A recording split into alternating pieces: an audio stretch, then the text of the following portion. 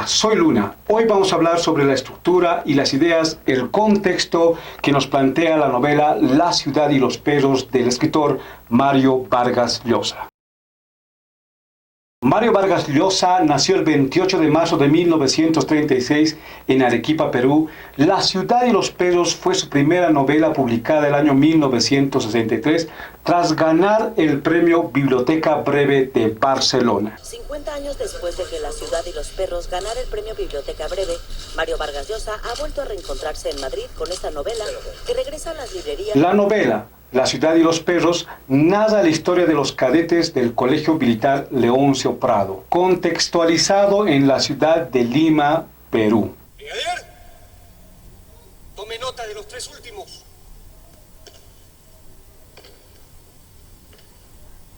Anda pues, Jaguar, véndeme el examen. Cállate, mierda.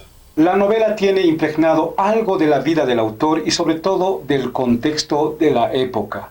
Sin embargo, eso no es lo novedoso de la novela. Lo novedoso es la propuesta o trabajo estructural que hizo Vargas Llosa en su novela a partir del uso de las técnicas narrativas. En Cartas a un joven novelista de 1997, Vargas Llosa explica cuáles son las técnicas narrativas que se pueden utilizar para que una novela tenga una mejor consistencia literaria. Desde ese punto de vista, es decir, desde el punto de vista de las técnicas narrativas, se aprecia claramente el trabajo racional del autor para poder escribir una de sus mejores novelas literarias. En la actualidad, las técnicas narrativas pertenecen a un juego de la escritura. Sin embargo, en la época en la que se escribió o publicó la novela, La ciudad y los perros fue un aporte a la literatura.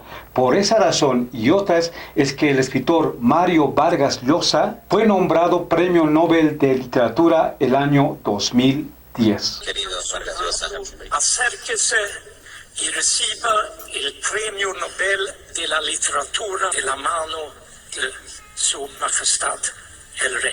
Sobre la estructura en cuestión, en la novela La ciudad y los perros podrás encontrar con un poco de detenimiento las técnicas narrativas que el autor ha utilizado para narrar la historia de los cadetes de Leoncio Prado. En el fondo se percibe, como dice Vargas Llosa, la intención de hacer desaparecer al autor narrador por medio de las técnicas narrativas. Leyendo la novela, los recursos narrativos tuvieron buen resultado, es decir, que la técnica es efectiva. Si te estás preguntando cuáles son esos recursos narrativos, pues para que tengas una idea, esos recursos son los siguientes: la caja china, las mudas, el dato escondido, los vasos comunicantes, los tiempos novelísticos, el punto de vista temporal, el punto de vista espacial y los niveles de realidad. Todas estas técnicas narrativas son utilizadas por Mario Vargas Llosa.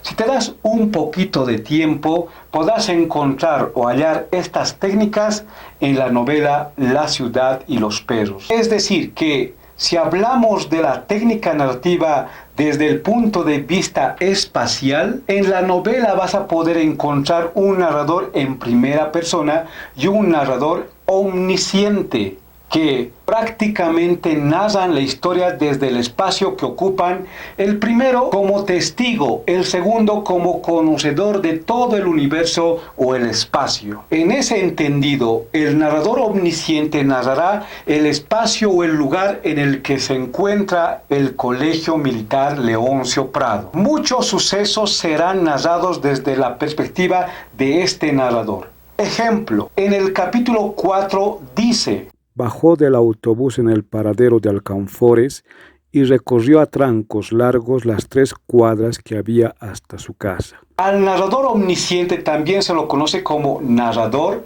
en tercera persona. En el narrador en primera persona podemos citar el siguiente fragmento.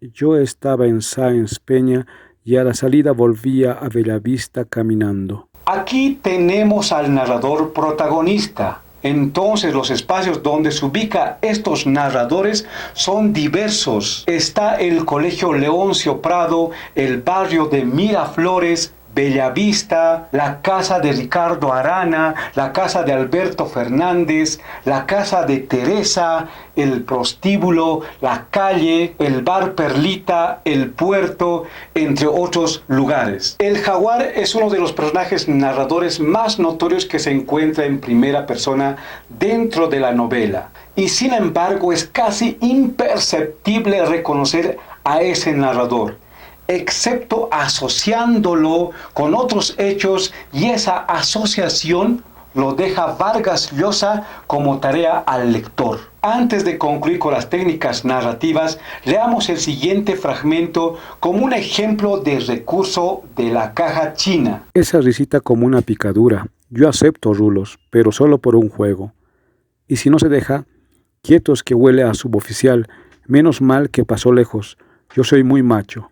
Y si nos comemos al suboficial, el boa se come una perra. Como te darás cuenta, en este fragmento desaparece por completo el narrador omnisciente y el narrador en primera persona. Lo que se da es el paso libre al diálogo de los personajes. En este caso hablamos de los cadetes Rulo, Boa, Cava y Jaguar, que en el fragmento se ve que cada voz está separada por un punto seguido. No hay guiones ni comillas. Sin embargo, el diálogo hace que la historia o la narración fluya o se construya. La verdad, la novela se hace pero muy interesante cuando estudias estas técnicas narrativas, pues trabajar en cada una de ellas debió costar mucho para construir la novela. Ahora hablemos de las ideas que se encuentran en la novela. Solo el título de la novela, el título, nos permite hacer varias interpretaciones. La ciudad y los perros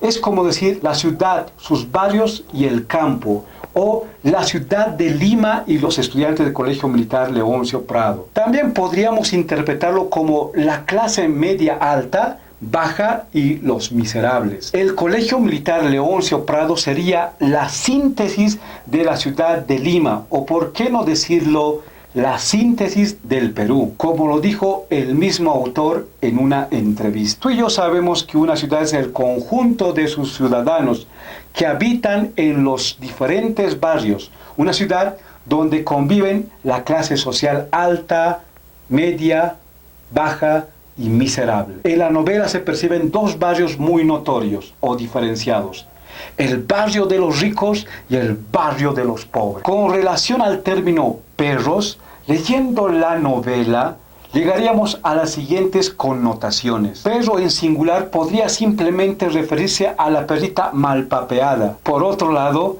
perros en plural alude, como sabemos, a los cadetes del colegio militar, que en otras palabras es el sobrenombre que se colocan a los soldados o estudiantes de rango inferior. Por otro lado, el término perros alude también a la infidelidad de los hombres en una relación de pareja, o a la fila que estos hacen para pedir pieza en los lenocinios. Los cadetes tienen esta actitud en el Leoncio Prado, que incluso de vez en cuando se escapan donde la pies dorados, que es un lenocinio. Los papás también demuestran actos de infidelidad en la novela, estando con una y otra mujer en presencia de los hijos y de las esposas. Si el término perros cambiamos a su femenino, aludirá a las mujeres que trabajan en los lenocinios, y los lenocinios solo se dan en lugares poblados como lo son las ciudades. Pero también hace referencia a los bravucones, audaces, guerreros, violentos y machos hombres que supuestamente son los cadetes del Colegio Militar Leoncio Prado, en especial el cadete apodado el Jaguar. Pero serían también todas aquellas personas que tienen una vida miserable o lleno de infortunios, como la madre de Teresa o el mismísimo cadete Ricardo Arana. Los perros son, en definitiva, los delincuentes que se dedican a robar y a matar sin respetar la vida o la propiedad privada. En este caso tenemos un ejemplo típico que estaría representado por el personaje el jaguar. Como se puede apreciar, las connotaciones del título de la novela La ciudad y los perros son diversas. Sin embargo, para ser más específicos, citaremos algunos fragmentos para comprender mejor las ideas planteadas en la novela. Primera lectura de fragmentos. Capítulo 4, primera parte. No puedo, dijo Alberto. Tengo una cita. ¿En Lince?, dijo Pluto malicioso. Ah, tienes un plancito cholifacio. Capítulo 1, segunda parte. No me convence del todo ese colegio, dijo la madre. Se puede enfermar, el clima de la Perla es muy húmedo. ¿No te importa que vaya a un colegio de cholos?, dijo Alberto. Capítulo 3, segunda parte. No hay muchos blanquiñosos en el colegio. El poeta es uno de los más pasables. En estos tres fragmentos se percibe claramente la presencia mayoritaria de los cholos o indígenas que constituyen la ciudad de Lima y que el mismo Colegio Militar Leoncio Prado está constituido por cholos o serranos como el cadete Cava, quien fue expulsado y que se piensa que está junto a sus llamas en los cerros de la Puna. En los fragmentos también se entiende de que existen pocos blancos como el cadete Alberto Fernández. En síntesis, en la novela se da un sincretismo o un abigarramiento cultural y racial que alberga la ciudad de Lima. Hablamos de blancos, negros y mestizos. Segunda lectura de fragmentos. Capítulo 3, segunda parte. Cuando su padre murió después de una laboriosa agonía en un hospital de caridad, su madre la llevó una noche hasta la puerta de la casa de su tía, la abrazó y le dijo: «No toques hasta que yo me vaya. Estoy harta de esta vida de perros. Ahora voy a vivir para mí y que Dios me perdone. Tu tía te cuidará». Este es el fragmento del momento en el que Teresa es abandonada por su madre. Aquí se ve la cruda pobreza y la vida miserable o de infortunio que uno podría vivir en la ciudad y que a consecuencia de ello, por la impotencia o la necesidad, una madre puede abandonar a su hija a su suerte. Recuerda que la madre de Teresa, muy a pesar del sufrimiento económico, también sufría sentimentalmente, ya que el marido llevaba a su casa una y otra mujer para presentarle a su esposa. La pobreza, la miseria e infortunio se ve tanto en la madre como en la hija al final. El pintar con tiza blanca los calzados viejos para ir a la escuela o el casarse con el jaguar nos indican que la suerte de Teresa no ha cambiado para nada. Tercera lectura de fragmentos. Capítulo 4, primera parte. Solo debió caminar unos metros. Sabía que la casa de la Pies Dorados era la segunda. En la puerta había 3 hombres, uno detrás de otro. Alberto observó por la ventana una minúscula antesala de madera, una silla, una foto descolorida e irreconocible en la pared. Al pie de la ventana un banquito. Es bajita, pensó decepcionado. Una mano tocó su hombro. La ciudad no es solo el conjunto de barrios pobres o de gente acomodada, sino también es ese mundo exótico de bares, clubes o lenocinios como la Casa de la Pies Dorados, donde acuden hombres para satisfacer sus necesidades biológicas sexuales. Y entre la fila de hombres y de la lista se encuentran los cadetes del Colegio Militar Leoncio Prado. Cuarta lectura de fragmentos, capítulo 3, segunda parte. Era una casa grande como un castillo a oscuras. Dimos la vuelta a los muros y, en la parte de atrás, el flaco y el culepe me cargaron hasta que pude cogerme del techo y trepar. Cuando estuve arriba, se me fue el miedo. Otro de los temas que se encuentra en la novela es el de la delincuencia. En las cuadras o salas de Leoncio Prado se roban ropas, exámenes, cordones de calzado, cigarrillos. Fuera del colegio militar, en los barrios también suceden robos de domicilios por delincuentes que justifican su robo a consecuencia de la pobreza y la necesidad. Entre los delincuentes más peligrosos, como se ve en el fragmento, es el jaguar, quien no solamente era un ladrón, sino que también era un asesino, el asesino del cadete Ricardo Arana, el esclavo. Quinta lectura de fragmentos, capítulo 4, segunda parte. Pero si hay algo que he aprendido en la escuela militar es la importancia de la disciplina. Sin ella todo se corrompe, se malogra. Nuestro país está como está porque no hay disciplina ni orden. Pero no olvide tampoco que lo primero que se aprende en el ejército es a ser hombres. Los hombres fuman, se emborrachan, tiran contra, culean. Los cadetes saben que si son descubiertos, se les expulsa. Para hacerse hombres hay que correr riesgos, hay que ser audaz. Eso es el ejército Gamboa, no solo la disciplina. Otra idea que se plantea como solución a todos los males de la ciudad o los males del Colegio Militar Leoncio Prado es que, como dice el fragmento, se debe apostar por la disciplina y la audacia. Si no hay disciplina, los estudiantes o los hijos se corrompen. Si no hay disciplina como el respeto a las normas y a los valores, los hogares se corrompen. Si no hay disciplina, no hay progreso, no hay orden en las familias ni en los países. Pero también se da énfasis a la audacia, que es la capacidad de emprender acciones o resolver los problemas. El caso del cadete Ricardo Arana puede ser una referencia de falto de audacia.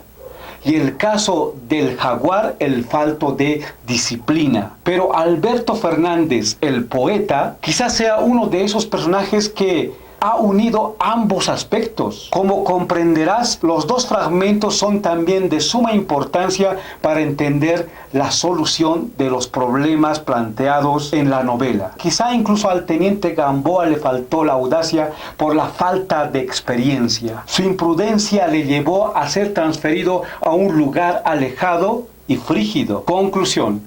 En la novela La ciudad y los perros existe notoriamente el esmero del trabajo de la estructura. Sin embargo, esta preocupación por la estructura no ha dejado de lado el contenido de la novela. Cada historia narrada forma parte de una sola historia, que es, al final de cuentas, la historia de los cadetes de quinto año del Colegio Militar Leoncio Prado. Te dejo a ti la tarea para que vayas encontrando las demás técnicas narrativas que se encuentran en esta novela, pero además la posibilidad de continuar viendo otros fragmentos para discutir otras ideas que nos plantea la novela de Mario Vargas Llosa. Suscríbete y compártelo. Te vaya bien.